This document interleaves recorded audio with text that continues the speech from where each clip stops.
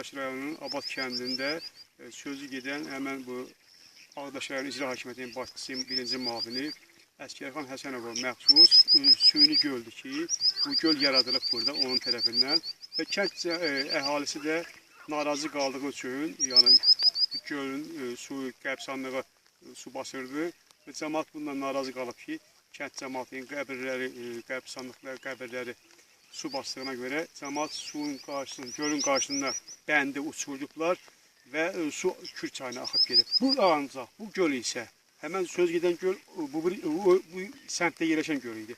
Ancaq bu göl isə hal-hazırda mövcuddur və Əsgərxan Həsənova məxsusdur. Özü nəzarət altında burada 100 hektar ərazini əhatə edir, görürsünüz və burada da gördüyünüz kimi balıq yetişdirilir. Bura su cəmaata, yəni kənd sakinlərinə, təsərrüfatlarına verilən sudan istifadə olunur. Hansı ki, istifadə etdiyi sudan da pulu ödənilmir. Kənd icra nümayəndəsi, kənd bələdiyyəsi heç bir tədbir görmür. Çünki bu işin başında birbaşa İcra Hakimiyyətinin başçısı, müavini Əsgərxan Həsənov dayanıqdır. Və kənd cəmaatı onu da qeyd edilər ki, bu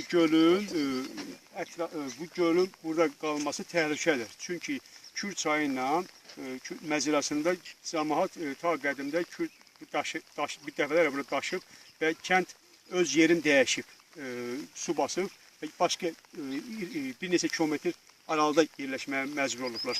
Və gördüyünüz kimi də həmən bu gölü də Əsgərxan Həsənov, İcra Hakimiyyətinin birinci müavini yaradıb bu gölü burada və təhlükə yaradıb ki, hər vaxt bu göl daşa bilər və kənd cəmaatının təsərrüfatı, evləri su altına qala bilər. Baxmayaraq ki, bu barədə dəfələrlə Ekologiya və Təbii Sərvətlər Nazirliyinə və digər qurumlara kənd cəmaatı kütləvi şəkildə müraciət ediblər. Müraciətlərin nəzərə alınmayıb, heç bir tədbir görünmür. Yenə də ona görə ki, burada bu işin arxasında dayanan Əsgərxan Həsənov kimi məmur var. Burada 5 şəhid qəbri, 5 şəhid məzarı var, 5 şəhid orada uyuyur və onların da qəbirlərinə hörmətsizlik edib, həmən bu suyun qabağını alıb, su şişib qəbirstanlığı basmışdır. Və bu da cəmaatın narazılığına böyük bir səbəb olmuşdur və 3 gün bundan öncə kənd sakinləri yığışaraq 300-400 nəfərə yaxın adam olub ki, gedib orada bəndi uçurduqlar. Həmən bənd uçurması nəticəsində də Əsgərxan Həsənova məxsus digər səmtdə yerləşən gölün suyu axıb Kürə getmişdir və balıqlar da 10 mindən çox balıq da həmən suyla Kürə qovuşmuşdur. Dedim ki, yəni gördüyünüz kimi Əsgərxan Həsənovun bu suyunu balıq yetişmə üçün saldığı göldə mühafizəçilər də var ki, bax gördüyünüz həmən o ev, cihdə mühafizəçilər qalır. Onlar silahlıdırlar.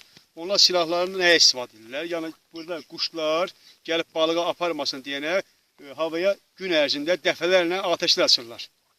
Ki, kənd cəmaatı artıq həyəcan içərisindədir ki, yəni gün ərzində dəfələrlə havaya atəş açılır, boş atəşlər açılır ki, həmən o quşlar balıqlara götürməsinlər. Bax, gördüyünüz kimi yenə də quşlar oradadır. İndi biz burada olduğumuza görə yağın ki, silahlılar atəş açmırlar. Yəni kəndin cəmaatı həyatı təhlükə qarşısındadır. Düz bax, o yolda, yəni bənd vurulub, Kürdən mühafizə üçün bənd vurulub və onun yamacında yol gedir. Bu hərbi texnikaların, yəni müharibə olarsa, müharibə vaxtı yoldan hərbi texnikalar istifadə etmək üçün yol salınıb. O yolu da həmən bu İcra Hakimiyyətinin başçısının birinci müavini Əsgərxan Həsənov yolu dağıtmışdı ki, hal-hazırda oradan heç nəinki hərbi texnika, heç balaca maşın da keçə bilmir, insan da keçməyə çətindir həmən yoldan.